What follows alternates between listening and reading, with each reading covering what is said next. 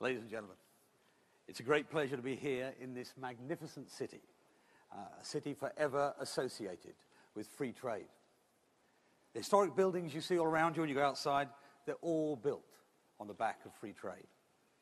And today I want to follow Liam in talking about how we can draw inspiration from that past, to carve out a new place for ourselves in the world, to rise to the new challenges that face us as new technologies change our world faster than ever. When we met last year, in the shadow of the referendum, emotions were still raw. A year later, there's a new mood. People want to look to the future. They're fed up that people at Westminster seem stuck in an endless debate while the rest of the world wants to get a move on. Over a year later, I still get people coming up to me every day saying, "Best of luck. Get a good deal for us, Mr. Davis." And even, "Surely it can't be that difficult." And that's just the cabinet.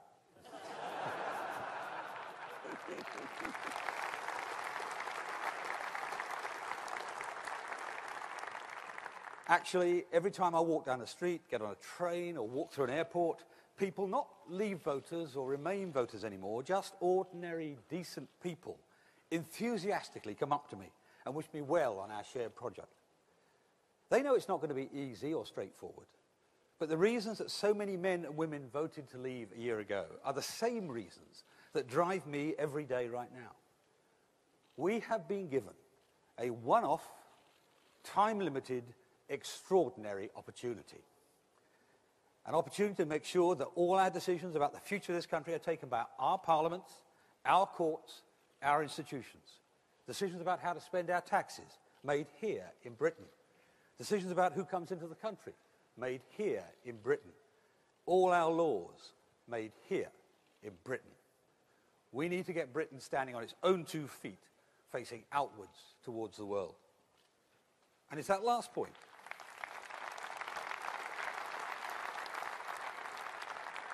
And it's that last point, looking forward to Britain's global role, which I want to talk to you about now. One of the most powerful arguments I've ever heard for being outside the European Union was simple. And it goes like this. What kind of internationalism is it which says that this country must give priority to a Frenchman over an Indian, a German over an Australian, an Italian over a Malaysian? Now that quote couldn't have come from further from this Conservative conference, because it was said by Barbara Castle in 1975. But what she said then, what she meant then, rings true today. We are a global nation. We export more goods and services than Russia, Brazil, and Indonesia combined. We have one of the greatest armed forces on the planet who show their worth to the world in the Indian Ocean, in Iraq, and the Baltics. We train the best diplomats and put them to the test by sending them to work for the Foreign Secretary.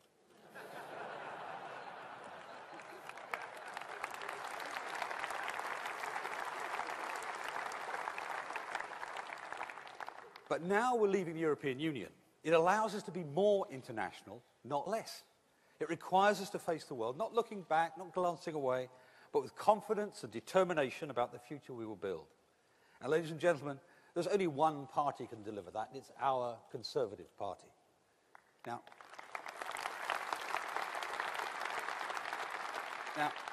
I would be happy to work with the Labour Party in the national interest, putting aside our differences for the good of the country.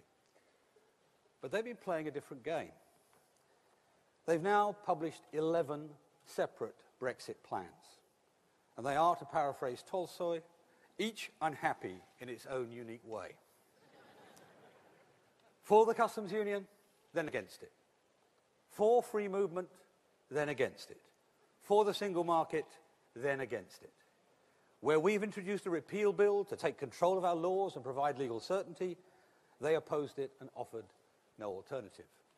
Where we set out our negotiating positions and got the process started, they opposed it and offered no alternative.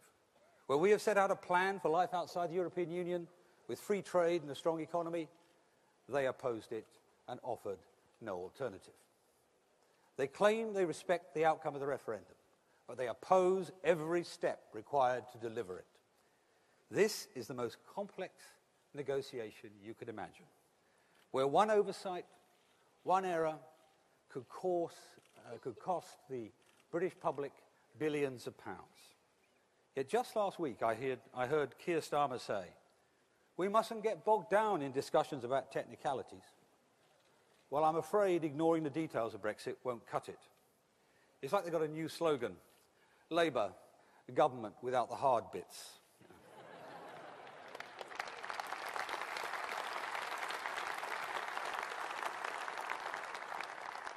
Well, we're different in this party. We respect the people's decision, and we will deliver the people's decision. And as we do it, we have to be clear-eyed about what we want to achieve. Because the future of our country is much more than just Brexit. It's something to be excited about whether you voted leave or remain. Liam just told you, I think, in his speech, even the European Commission accepts that 90% of world growth is going to come from outside Europe. And as he said, having an independent trade policy will allow us to embrace those opportunities to the full. And it gives us an opportunity to lead a race to the top, to push up global standards, to protect rights for workers, to improve productivity and increase wages, and to lead the world as a champion of free trade, campaigning for the poverty-busting, affluence-spreading, wealth-creating impact that it will have. Now, as you will have seen, last week I was in Brussels, representing Britain on the 4th round of negotiations, and we're making real steps forwards, getting results on issues which affect people's daily lives, on the rights of British citizens in Europe and European citizens here. We want to allow all 4.2 million of them to carry on their lives as they do now. And I'm certain we will secure a deal on this soon.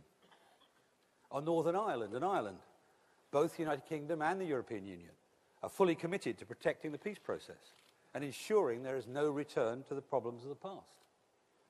And on the issue of money, as the Prime Minister promised, we will honour our commitments because ours is a country which plays by the rules and obeys the law.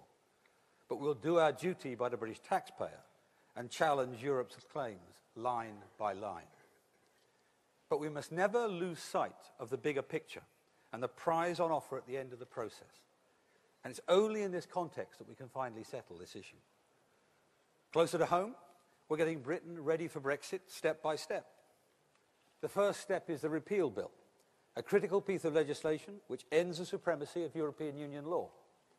It's essential to a smooth and orderly exit, and it helps provide the clarity which citizens and businesses have been clamouring for. Now, where members of Parliament set out to improve this legislation, we will welcome their contribution. But be in no doubt, this bill is essential, and we will not allow it to be wrecked. On the negotiating front, we're aiming for a good deal, and that's what we expect to achieve. However, if the outcome of the negotiation falls short of the deal that Britain needs, we will be ready for the alternative. That's what a responsible government does. Anything else will be a dereliction of duty. So there's a determined exercise underway in Whitehall devoted to contingency arrangements, so that we are ready for any outcome. Not because it's what we seek, but because it needs to be done. And while much of our task lies ahead, when I look at what we've achieved so far, it should give us cause for optimism. Optimism that we will strike that deal, create that shared future. Because Brexit's not a rejection of Europe, or indeed the values and ideals that are shared across our continent. It's a decision by the British people to leave the political project. A project that may be right for other nations who remain there by consent of their own people, but one that's no longer right for us. They approach it, those other nations, approach it through the prism of their own history, one that in the past was all too often determined by dictatorship and domination, invasion and occupation. For them, Europe symbolises democracy, liberty, modernity, the rule of law.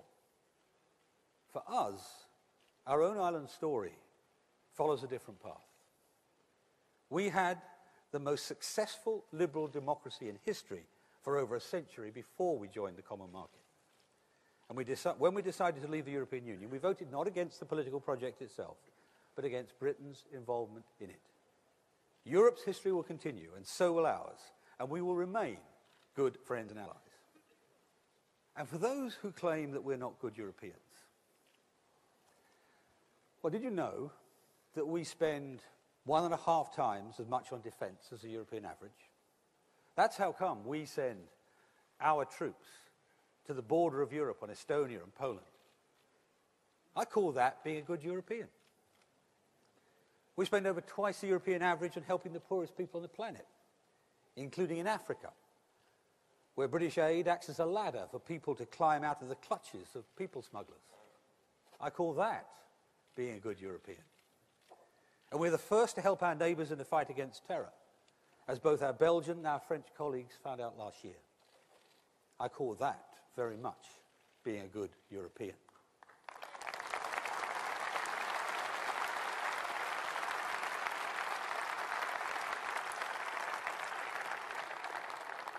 And none of this comes for free.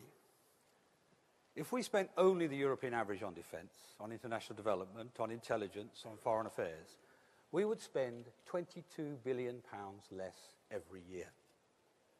But we're going to continue to do what we do. Why? Because we choose to be good global citizens, because we choose to be good European citizens.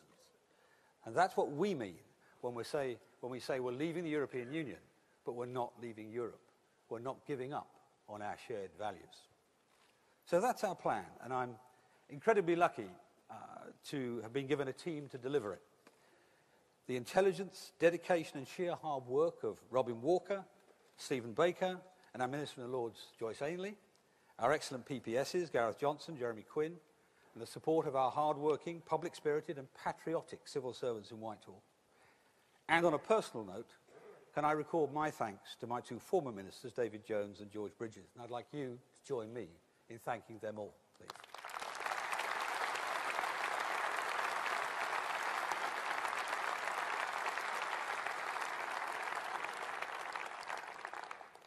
Now, if there's one thing I absolutely don't need to do today, it's to remind you, this conference, to believe in our country. But I have one message for you. Is to keep your eyes, in this process, keep your eyes on the prize.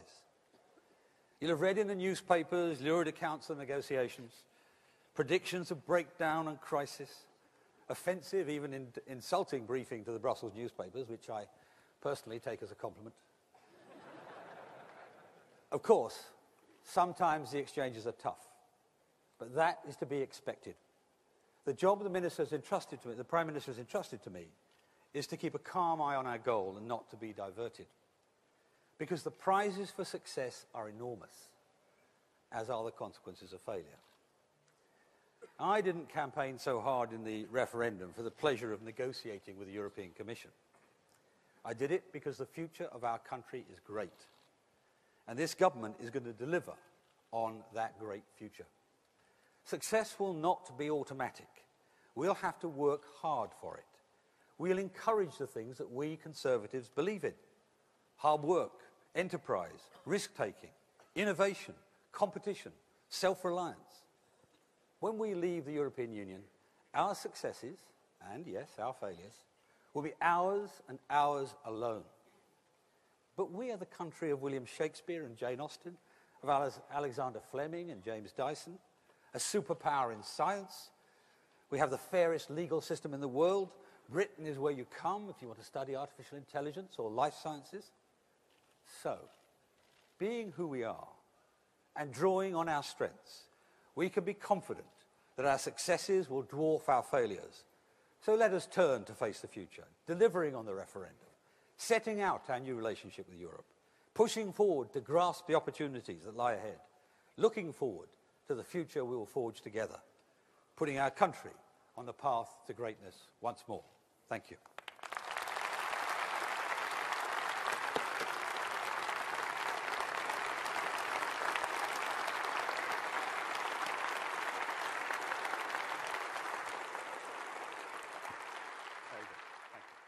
You didn't frankly have the balls to put country before party.